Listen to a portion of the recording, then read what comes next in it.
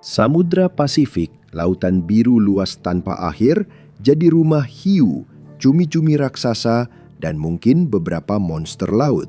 Di lautan ini terdapat pulau-pulau kecil, pohon kelapa, buah kelapa, dan tempat tidur gantung yang tertiup angin.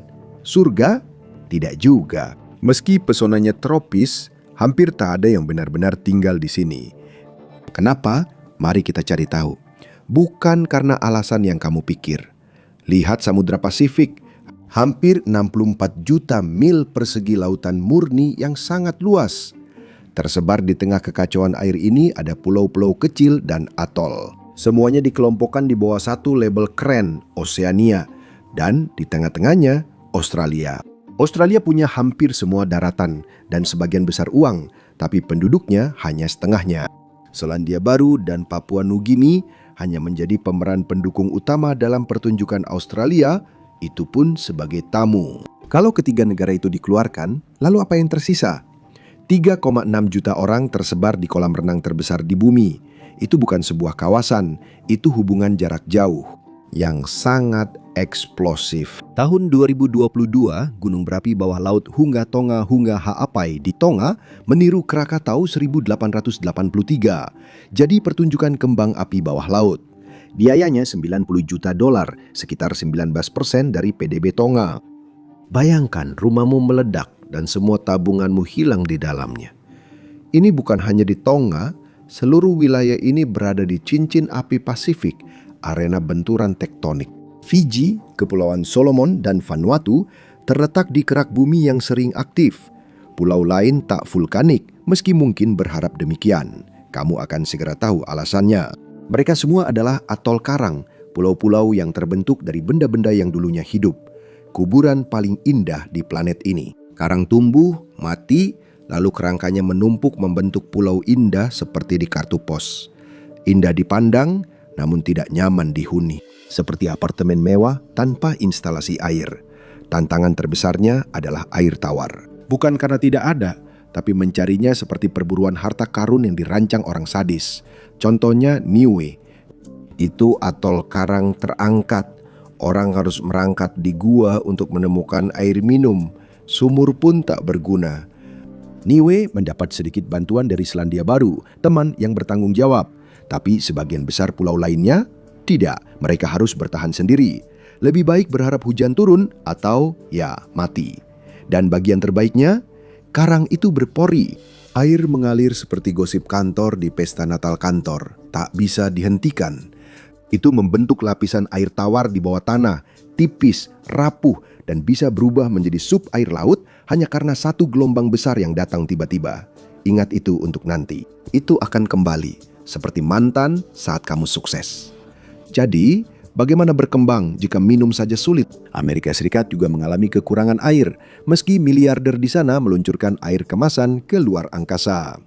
Di sini, di tengah lautan, air bersih lebih langka dari kemenangan Yankees di World Series. Dan ini bukan hanya soal minum. Tanaman seperti kelapa dan sukun butuh air. Tanpa air, tidak ada makanan. Desalinasi bisa membantu, tapi ibarat Ferrari untuk pergi kerja. Kalau kamu bisa beli satu, kebanyakan pulau tidak bisa. Jadi orang-orang menyesuaikan diri atau pergi. Karena surga jadi jauh dari tropis, kalau air keranmu keluar air asin. Ada satu hal lagi yang menghambat Kepulauan Pasifik, yaitu tanahnya. Kebanyakan pulau tidak punya tanah yang bisa dibanggakan. Karang memang tidak cocok untuk bertani. Itu seperti beton alami. Ambil contoh Niua. Pulau itu hanya memiliki sedikit tanah. Bahkan hampir tak cukup untuk rumput liar. Pulau lain membakar lahan subur mereka demi ekonomi. Selama jutaan tahun, Nauru menjadi tempat burung-burung membuang kotoran dan mereka sangat dermawan. Kotoran mereka jadi fosil fosfat, sumber pupuk yang sangat berharga. Penambangan dimulai, Nauru pun mendadak kaya. Seperti Arab Saudi 1960-an, tapi banyak kelapa. Namun fosfatnya lalu habis. Uang habis, tanah Nauru jadi tandus beracun. Kini Nauru menjual kewarganegaraan dan menerima bantuan Australia untuk membersihkan kekacauan. Namun tidak semua pulau bernasib buruk. Fiji justru beruntung karena gunung berapi memberinya tanah subur dan air, ibarat jalan pintas tropis. Itulah mengapa kamu menemukan air Fiji di toko dan negara itu jadi eksportir utama gula serta ikan. Dengan hampir 1 juta penduduk, Fiji adalah ekonomi terbesar di Oseania di luar trio Australia, Selandia Baru, dan Papua Nugini. Fiji satu-satunya pulau yang memahami petunjuk, sedangkan yang lain asal pencet tombol. Namun Fiji tetap menemui batas karena tidak bisa memenuhi kebutuhan makannya sendiri. Sebagian besar makanan seperti gandum dan beras berasal dari Australia dan Selandia Baru. Australia memasok hampir 40% pasar makanan Fiji. Air kemasan di sana diimpor dari luar negeri, padahal Fiji adalah eksportir air terbesar keempat dunia, tetap mengimpor air dari Italia, Tiongkok, dan Amerika Serikat. Jelaskan logikanya. Ini seperti jual payung tapi tetap kehujanan. Barang manufaktur, lupakan saja. Mobil, pesawat, elektronik, bahan bakar, hampir semua diimpor. Bank Dunia menyebut sekitar 70% barang dan jasa di Fiji diimpor. Nilai perdagangannya melebihi PDB negara itu. Fiji memang belum punya infrastruktur untuk memproduksi banyak barang sendiri. Ini seperti bisnis limun yang semua bahan dan gerobaknya harus impor. Pelabuhan jadi satu-satunya penyelamat dan jumlahnya sangat banyak. Suva, Lautoka, Lavuka, Vuda, Malau, Rotuma, Wairiki, semua dikelola Fiji Ports Corporation. Mereka menjaga seluruh pulau agar tidak tenggelam dalam tsunami ekonomi. Mereka adalah arteri pulau ini, memompa kehidupan dan barang impor masuk dan keluar. Pulau lain kurang beruntung. Kepulauan Solomon punya 2 pelabuhan, Tuvalu hanya 1, dan pelabuhan itu terancam ditelan laut. Nauru tidak punya pelabuhan, hanya dermaga yang dibesar-besarkan, tempat kapal besar membongkar muatan ke tongkang kecil untuk dibawa ke daratan. Prosesnya lambat, mahal, dan sepenuhnya tergantung pada cuaca. Dan kamu pikir Amazon Prime itu lambat. Tapi Nauru sedang berusaha memperbaiki hal itu. Mereka sedang membangun pelabuhan yang layak dari nol. Cukup ambisius untuk sebuah pulau karang tanpa pelabuhan alami, dengan sedikit uang dan lautan yang sangat luas. Setiap pengiriman menempuh ribuan mil dengan lambat, dan cuaca buruk sering menyebabkan keterlambatan. Membangun di atas karang seperti operasi dengan palu godam. Harus mengeruk terumbu, menuang beton, dan berharap semua bertahan. Bayangkan, pulau buatan Tiongkok tanpa geopolitik, hanya rasa takut eksistensial. Biayanya merusak pulau itu sendiri. Fondasi Nauru bukan batu, melainkan fosil kehidupan laut. Material itu rapuh dan lebih cepat terkikis daripada cita-cita karir saya. Lalu pasir karang penahan air tawar itu ringan, berongga, dan selalu dihantam ombak. Jika tidak larut, ia pecah berkeping-keping. Ingat ini, karena akan segera penting.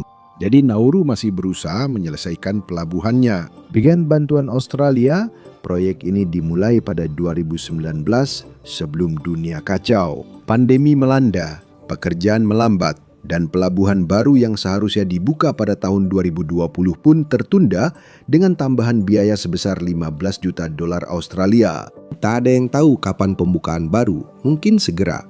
Kenapa, tanya saya? Setelah selesai pun, dunia tetap berjalan. Pelabuhan era 2020 di lautan tahun 2050. Kekacauan ini bukan cuma di pulau kecil, misal Pulau Wake, mungkin kamu pernah dengar. Ternyata, itu adalah atol karang lain yang terdiri dari Pulau Wake, Peel, dan Wilkes. Pulau ini dikelola AS REC, diklaim Kepulauan Marshall, dan pernah diperebutkan Jepang saat Perang Dunia II. Nilai strategis dilihat dari tingkat kulit terbakar matahari dan keterbatasan air tawar. Memenuhi kebutuhan di Wake memang sulit. Bukan hanya karena jarak, tapi juga karena pulau ini tak punya pelabuhan alami. Terumbu karangnya terlalu dangkal. Kapal tidak bisa bersandar tanpa meninggalkan bagian lambung. Seperti di Nauru, semua kapal berlabuh di lepas pantai dan barang diangkut ke darat dengan perahu kecil. Bayangkan layanan antar makanan di laut.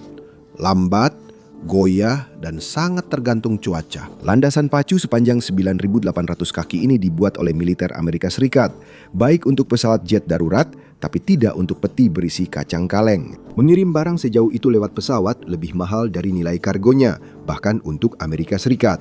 Karena itu, Washington tidak langsung antusias membangun pelabuhan di sana. Itu tak sebanding dengan miliaran dolar.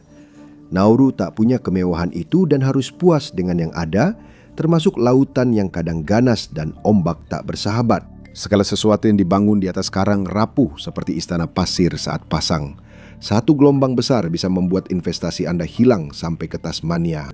Ini jadi masalah karena wilayah barat Laut Pasifik menghasilkan sekitar 26 siklon tropis setiap tahun. 26. Itu seperti alam mengadakan lomba tabrak dan mengundang semua orang. Pemilik properti di Florida membayar antara 4 hingga 6 ribu dolar per tahun hanya untuk asuransi badai. Hanya untuk asuransi badai. Dan itu di Florida, tempat yang punya infrastruktur, uang, dan bisnis. Tapi sejujurnya, ulah Florida Man bikin statistiknya jadi makin aneh. Tapi premi itu lebih tinggi daripada seluruh PDB per kapita Kepulauan Solomon, Kiribati, dan Vanuatu. Kepulauan Marshall saja nyaris tidak melewati batas itu. Di Oseania, badai bukan hanya cuaca, tapi seperti langganan penghancur ekonomi yang tak bisa dihentikan. Oh, jika kamu suka jelajah peta seperti ini, jangan lupa subscribe. Saya sudah memetakan banyak arus laut hingga dianggap sampah laut. Biaya transportasi jadi tinggi, apalagi tanpa pelabuhan yang memadai. Kamu bisa lihat mengapa sulit membangun kembali di sini setelah bencana dan minimnya investasi. Ngomong-ngomong, ingat bagaimana pasokan air tergantung pada apa yang ada di dalam tanah? Secara teori, 1 atau 2 badai tropis seharusnya bisa memperbaiki keadaan. Sedikit desalinasi gratis dari langit, tapi tidak. Badai yang sama yang mengisi kembali air tanah juga mengubahnya menjadi campuran air asin. Dan kemudian ada ide cemerlang membangun infrastruktur di atas terumbu karang. Pelabuhan, dermaga, dan resor memang mengesankan, tapi semuanya merusak hutan bakau. Hutan bakau berfungsi sebagai asuransi banjir alami, dan terumbu karang seharusnya jadi penghalang. Polisi tidur raksasa di laut mampu menurunkan tinggi gelombang hingga 90%. Sekarang bayangkan pulau seperti Nauru yang menggusur terumbu karang untuk membuat pelabuhan yang lebih baik. Tentu saja kapal-kapal bisa bersandar. Badai selanjutnya mengubah armada jadi rumah mewah ikan badut. Orang sering menyalahkan perubahan iklim saat badai datang. Ini seperti refleks Pavlov. Setiap kali badai disebut, argumen muncul. Namun ilmuwan tak menganggap pemanasan global menyebabkan lebih banyak badai. Lautan yang lebih hangat membuat badai lebih kuat dan tahan lama. Jumlahnya tetap, tapi lebih ganas. Sebenarnya, kamu tak butuh badai untuk melihat masalah di luar. Bahayanya bukan bencana alam, tapi tekanan perlahan setiap hari. Jenis yang merusak mata pencaharian, garis pantai, lalu harapan. Manusia selalu menemukan cara baru membuat hidup lebih sulit, terutama jika akibatnya ditanggung orang lain. 3 hal pasti dalam hidup: kematian, pajak, dan tikus yang selalu mengikuti manusia. Itu artinya kucing adalah pengendali hama alami dan anggota kru paling populer di kapal, terutama karena pelaut tidak punya Netflix. Kucing kapal menjaga semangat dan mengurangi tikus. Meski pembunuh, mereka lucu. Tapi di Oseania ceritanya jadi liar. Kucing di Australia kini bukan maskot kapal, tapi lebih seperti Terminator berbulu. Setiap hari mereka membunuh lebih dari 3 juta mamalia, serta jutaan burung, reptil, dan invertebrata. Bahkan katak juga terancam. Yang mereka bunuh bukan hama, melainkan hewan lokal yang seharusnya hidup di sana. Ini seperti melepas singa kebun binatang interaktif, lalu berpura-pura kaget saat pengunjung berkurang. Jika ekosistem Australia saja hancur, bayangkan nasib pulau-pulau kecil. Sebidang tanah kecil, sangat rapuh dan rentan terhadap bencana ekologi, seperti payung kertas di tengah siklon, contohnya Fiji. Pemerintah menganggap kucing liar sebagai ancaman nomor 1 bagi satwa liar di negara itu. Itulah sebabnya, siapapun yang membawa masuk kucing harus memiliki izin dan microchip agar pihak berwenang bisa melacaknya. Tapi semuanya sudah terlambat. Orang Barat membawa kucing sejak dulu dan kini sudah menetap di mana-mana. Kini, mata emas mereka mengarah ke Yatwa Taba, pulau iguana berjambul Fiji. Pulau itu masih bebas kucing untuk saat ini. Tapi koloni kucing terdekat hanya berjarak 400 kaki. Renang singkat bagi kucing, 1 lompatan menuju kepunahan. Jika predator berkembang biak lebih cepat dari mangsa, hasilnya buruk. Tikus datang ke Fiji sekitar 3.500 tahun lalu bersama pemukim pertama dan segera meneror katak serta burung asli seakan tempat itu milik mereka. Kepulauan Marshall cerita sama, spesies baru. Tikus hitam invasif merusak atol Baikar dan Pulau Jimo. Itu seperti pesta makan burung laut, burung yang kotorannya menyuburkan ekosistem. Tikus-tikus sudah pergi, tapi kerusakannya masih ada. Burung-burung adalah tukang kebun. Tanpa mereka, sistem runtuh. Manusia telah mengekspor kekacauan selama ribuan tahun. Kadang muncul sebagai perang, kadang sebagai pembunuh berantai berbulu yang imut. Tapi tikus akan memakan apa saja. Biji, bibit, nugget ayam McDonald's tidak ada yang aman. Mereka bahkan membuat hutan lebih sulit untuk tumbuh kembali. Mereka telah diberantas di beberapa wilayah Tonga seperti Pulau Leyte di Vavau. Ini kemenangan kecil dalam perang panjang yang menyedihkan. Mungkin Tonga dan Kepulauan Marshall berhasil mematahkan hukum ketiga keberadaan manusia, kematian, pajak, dan tikus. Tapi kerusakannya sudah terjadi. Ekosistemnya tidak sepenuhnya pulih, hanya terseok-seok menuju pulih. Beberapa pulau bahkan kurang beruntung, sebab tikus bukan musuh terakhir. Ada spesies invasif lain yang datang, lebih kecil, lebih ganas, dan entah bagaimana bahkan lebih buruk. Mulai dari pertengahan hingga akhir abad ke-20, Oseania kedatangan pendatang baru. Ia menciptakan pengungsi dimanapun ia pergi. Serangga, toke, burung hilang. Dimusnahkan oleh makhluk bernama seperti lelucon, tapi bertindak seperti film horor. Semut gila kuning. Setiap semut menyemburkan asam format layaknya naga kecil penyembur api. Satu semut bukan masalah besar, tapi kini ada miliaran dari mereka, semuanya marah dan menyemburkan asam. Tanpa sengaja dibawa dari Asia, mereka menjadi semacam kiamat zombie di Oseania. Mereka melahap apa saja yang mereka sentuh dan berkembang biak seperti ide buruk. Di Johnston Atoll saja, satu koloni menguasai seperempat pulau. Ada 1.000 ratu dalam area selebar 20 kaki. Bahkan Angkatan Udara Amerika Serikat tak bisa membom sebanyak itu, meski saya yakin ada yang mengusulkannya. Mereka menyebabkan Australia rugi lebih dari $3 miliar pada 2012. Dan itu belum termasuk kerusakan keanekaragaman hayati. Australia masih mampu, Kepulauan Solomon tidak. Kini, semut gila kuning masuk daftar 100 spesies invasif terburuk di dunia, daftar yang tak seorang pun ingin masuki. Invasi mereka mengubah pulau-pulau seperti Palmyra, 1.000 mil di selatan Honolulu, menjadi laboratorium yang dikarantina. Dibeli The Nature Conservancy tahun 2000 seharga $30 juta. Kini pulau itu sebagian landasan pacu dan sebagian eksperimen. Pengunjung harus mendisinfeksi perlengkapan sebelum mendarat. Pulau itu bahkan mengusir tikus-tikusnya, penumpang gelap asli. Atol Midway bernasib serupa. Dulu medan Perang Dunia II, kini jadi suaka margasatwa. Damai, indah, agak angker. Lalu ada Atol Kure, ujung dari rangkaian ini. Secara harfiah, setelah Kure, hanya ada lautan sampai Jepang. Tidak ada yang benar-benar pernah tinggal di sana, kecuali mereka yang kurang beruntung. Para pelaut yang kapalnya karam dan baru menyadari dengan pahit bahwa GPS ditemukan terlalu terlambat. Kapal-kapal masih kandas di sana sampai tahun 1998. Kemanusiaan tetap tak terkalahkan dalam kategori hal terburuk yang bisa terjadi. Washington akhirnya menyerah dan mengubahnya menjadi suaka margasatwa. Sekarang hanya para ahli biologi yang datang, membersihkan jaring hantu seperti petugas kebersihan bawah laut yang membereskan kejahatan yang bukan perbuatan mereka. Bukan hanya Amerika yang ikut klub selamatkan alam rugi uang. Fiji punya kepulauan Yadawa. Kiribati juga melakukan hal serupa secara besar-besaran. Kawasan lindung Kepulauan Phoenix seluas 157.000 mil persegi mencakup 11% zona ekonomi laut mereka. Bayangkan memberikan 1/10 gaji demi planet ini. Itu bisa jadi komitmen atau keputusasaan, kadang sulit dibedakan. Lalu muncul para peniru. Semua orang ingin punya kawasan perlindungan laut sendiri. Ini seperti tren influencer regional. Tagar diberkati, tagar lautan. Dan tentu saja orang Prancis harus tampil dengan gaya mereka. Pada bulan Juni 2025, Polinesia Prancis membuat gebrakan besar. Zona laut sangat luas, hingga peta pun khawatir.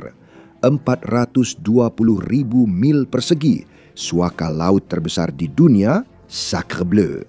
Kabar baik bagi ikan, kurang baik untuk manusia. Setiap suaka baru menambah area yang tak boleh dijamah manusia. Setelah 2 abad kerusakan, kini kita hanya memasang tanda larangan. Pasifik berubah jadi surat permintaan maaf besar. tapi ini bukan ancaman utama di wilayah ini. Siap menghadapi masalah sebenarnya, pemandangannya, lautan, hal-hal yang perlahan mencoba menghapus mereka dari peta. Permukaan laut naik cukup cepat jadi masalah, tapi cukup lambat sehingga orang bisa mengabaikannya. Mari ke Tuvalu dan temui Takeye Kitara. Dia pria lokal dengan cerita puitis. Hingga kamu sadar itu peringatan. Majalah National Geographic melaporkan saat lahir, orang tuanya mengubur sebagian tali pusarnya di bawah pohon kelapa. Penanda keluarga, ikatan suci, dan kejutan yang tak diinginkan bagi para pemburu harta karun. Saat kecil, laut hanya 30 kaki dari rumahnya. Sekarang laut itu semakin mendekat, sedikit demi sedikit. Dia bilang rasanya seperti laut itu semakin lapar. Dan kau tahu, memang begitu. Tuvalu berada hanya 10 kaki di atas permukaan laut. Satu gelombang besar saja bisa membuatnya lenyap. Pemerintah sudah mengetahuinya. Mereka sudah mengirimkan pemberitahuan evakuasi dini. Membangun tanggul laut seperti proyek MOS di Venesia senilai 7,5 miliar dolar mustahil. Seluruh PDB Tuvalu pada tahun 2023 hanya 63 juta dolar. Perhitungannya sederhana, bahkan tanpa kalkulator. Kamu cukup tertawa dan lanjutkan. Operasional MOS butuh tambahan 11,5 juta dolar per tahun. Tuvalu tidak sanggup membayar listriknya, apalagi membangun tembok. Fakta bahwa streamer Twitch favoritmu memakai domain itu juga tidak akan menyelamatkan ekonominya. .tv bukan uang ajaib. Tuvalu sepakat dengan Australia, 280 orang per tahun bisa pindah permanen. Lebih dari 8.700 orang sudah mendaftar, sekitar 80% dari populasi. Sisanya masih berharap laut beristirahat sehari. Beberapa dekade lagi Tuvalu akan lenyap. Negaranya tenggelam, rakyatnya hidup di pengasingan di Australia. Tanpa kewarganegaraan, tanpa rumah. Tapi setidaknya internet masih mengira Tuvalu masih ada. Domain .tv tetap hidup. Tapi sebenarnya Tuvalu masih beruntung. Australia baik hati, yang lain tidak. Pasifik bukan sepi karena kenaikan permukaan laut atau semut-mutan, tapi karena penduduknya diambil, dibunuh, dihapuskan. Semua budaya dihapus sebelum air datang. Tapi alasan utama Pasifik kosong bukan karena alam, melainkan sejarah. Saat James Cook datang, ia membawa sesuatu yang mengerikan, tak terlihat dan tak terhentikan. Orang Eropa membawa disentri, campak, dan cacar. Penyakit datang tanpa vaksin. Surga jadi karantina di Kepulauan Pasifik. Wabah pada abad ke-18 dan ke-19 seperti di Amerika setelah Columbus, namun dengan pemandangan lebih indah. Dan memang, bencana seperti itu hampir bisa dimaklumi. Ilmu kedokteran saat itu masih sangat kuno. Lintah, merkuri, harapan, tapi gelombang selanjutnya tak termaafkan. Saat James Cook menggambar pulau, kapal lain di dunia jadi sorotan. Abolisionis menghentikan perdagangan budak transatlantik. Pada akhir 1800-an, semuanya selesai. Brasil melarang perbudakan tahun 1888. Kemanusiaan merayakan keberhasilan mengakhiri perbudakan. Ya, soal itu. Sementara Barat sedang memoles citra sucinya, bentuk perbudakan baru diam-diam berkembang di sisi lain planet ini. Mungkin kamu belum tahu istilah blackbirding, yaitu perdagangan manusia di kepulauan. Semua ini bermula pada 1863 dengan Robert Towns, pria yang halaman Wikipedianya layak diberi label peringatan. Dia membawa 67 penduduk pulau ke Queensland untuk bekerja di perkebunan gula dan kapas. Kekaisaran Inggris telah melarang perbudakan 30 tahun sebelumnya, tapi larangan itu mudah dilanggar ketika polisi terdekatmu berjarak 10.000 mil dan bepergian dengan perahu layar. Dari tahun 1863 hingga 1904, sekitar 60.000 orang Kepulauan Pasifik diperdagangkan, diculik, ditipu atau dijanjikan peluang yang lebih baik yang dalam istilah era Victoria berarti diculik. Mereka menebang tebu di bawah matahari Australia, membangun rel, dan menciptakan kekayaan tanpa pernah menikmatinya. Keringat mereka jadi modal tanpa kepemilikan. Itu berakhir tahun 1906. Tapi jangan bersorak, penyebabnya bukan moralitas, tapi rasisme. Australia menerapkan kebijakan White Australia dengan tanda khusus kulit putih di seluruh benua. Solusinya adalah mendeportasi hampir semua orang, hanya 2.500 yang boleh tinggal. Sisanya dipulangkan ke pulau-pulau yang sudah lama tak mereka lihat, seperti barang ritur Amazon. Inggris pun tak jauh lebih baik. Kemudian Jepang muncul sebagai pemain baru dalam imperialisme, modern, militeristik, dan berambisi membuktikan mereka bisa sekejam para pemain lama. Pesan global, kekejaman tidak hilang, malah meningkat. Awalnya tampak semuanya tidak akan berakhir buruk. Setelah Perang Dunia I, Jepang mengambil alih bekas kepulauan Pasifik Jerman dan justru memperbaiki keadaan. Dokter, vaksin, dan pengobatan sungguhan membuat warga berhenti meninggal akibat kuman Eropa. Namun, muncul syarat tersembunyi. Penduduk setempat dilarang bekerja di industri, pelayaran, atau memancing. Jepang memonopoli perdagangan ikan milik mereka sendiri, seperti melarang orang membuka kulkas sendiri. Langkah yang terasa sangat familiar. Tinggal ganti Jepang dengan Tiongkok dan Filipina, dan kamu dapat versi ulangnya. Versi ini jarang diberitakan dan tidak ada opsi melawan. Lalu era 1940-an pun tiba dan semuanya hancur lagi. Perang, pendudukan, horor. Jepang menduduki Nauru dan membantai 39 pasien kusta. Kejahatan perang mereka tak mengenal batas usia maupun moral dengan mendeportasi 2/3 penduduk. 1.200 orang dipindahkan ke Truk, sekarang Mikronesia. Tempat baru tetap menderita, kem kerja paksa, kelaparan, penyakit. Sekitar 500 orang tak pernah pulang. Blackbirding versi modern kini berseragam. Jepang menguasai Nauru hingga akhir. Mereka menyerah saat Hirohito sadar nuklir buruk untuk bisnis. Namun perdamaian tak mengubah apapun, hanya pemainnya yang berganti. Papan sama, bendera baru. Kekuatan besar terus mempermainkan Pasifik, tak ada yang mau bertanggung jawab. Amerika Serikat ikut campur mencaplok Hawaii diam-diam, namun fokus utamanya adalah Kepulauan Marshall. Tempat terpencil ini bagaikan penanda di alam semesta. 29 atol karang di utara Selandia Baru. Orang-orang baru tiba di sana saat zaman perunggu. Orang-orang Austronesia membawa kelapa, talas, dan ayam sebagai bagasi khas mereka. Cukup bertahan, tapi tak bisa membangun kerajaan. Karena itu, kerajaan datang pada mereka. Jerman mengklaim Kepulauan Marshall. Jepang mengambilnya.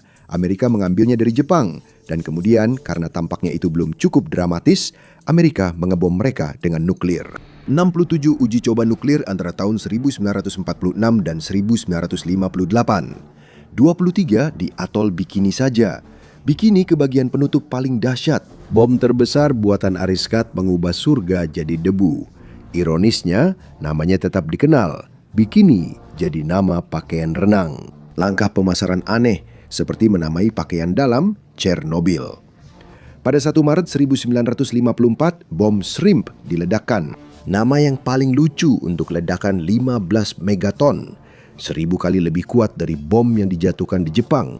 Ledakan mengubah karang jadi debu yang turun seperti salju. Indah sampai kamu ingat itu beracun.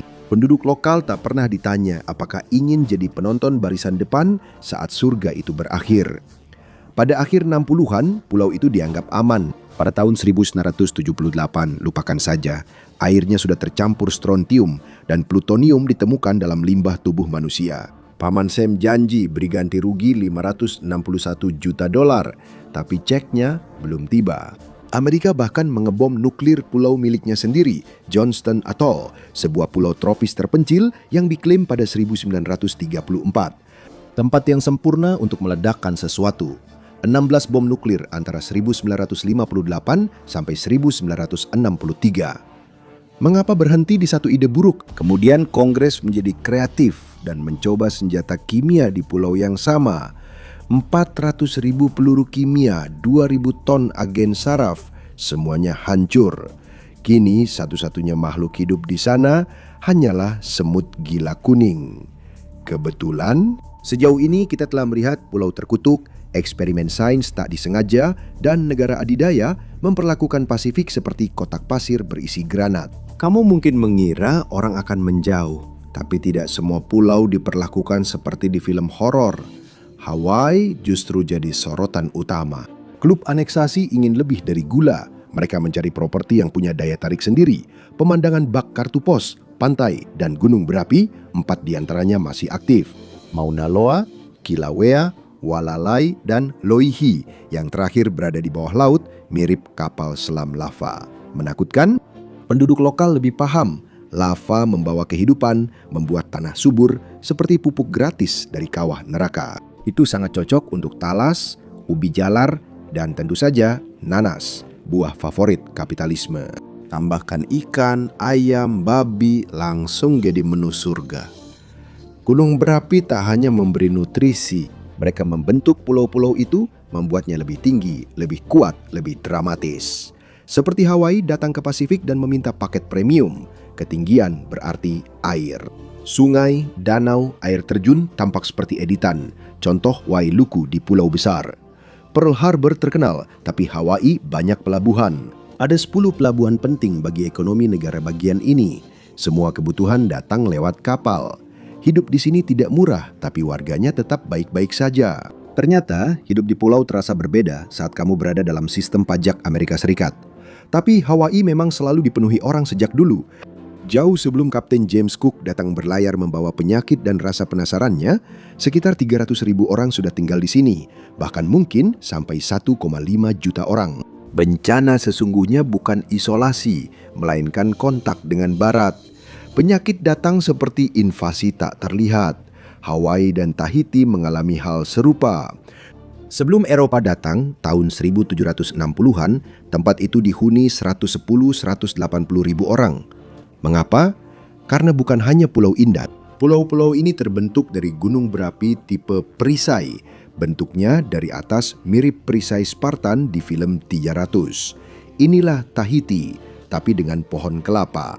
Gunung berapi itu sudah mati, tapi meninggalkan semua yang dibutuhkan peradaban. Tanah subur yang menahan air, tebing tinggi, lembah dalam, pantai pasir hitam seperti dari spa mewah, serta sungai panjang.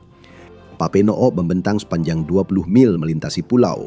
Gunung Orohena, titik tertinggi di Tahiti, lebih dari 7.300 kaki. Cukup tinggi untuk ada salju di daerah tropis. Salju mencair, airnya mengaliri. 35 anak sungai dan semua air terjun yang sering muncul di iklan perjalanan para influencer. Selain itu, Raiatea juga punya sungai Faroa. Perahu bisa berlayar ke sana, wisata sungai tropis tanpa buaya. Dengan air tawar melimpah, Tahiti dapat menanam hampir semua. Pisang, buah merah, jeruk, noni, seluruh hasil bumi didukung geologi.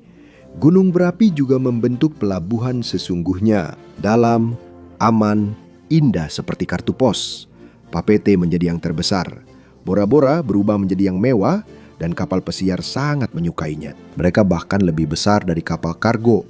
Jadi, Tahiti punya segalanya. Tanah, air, pelabuhan, turis, perdagangan, surga berinfrastruktur.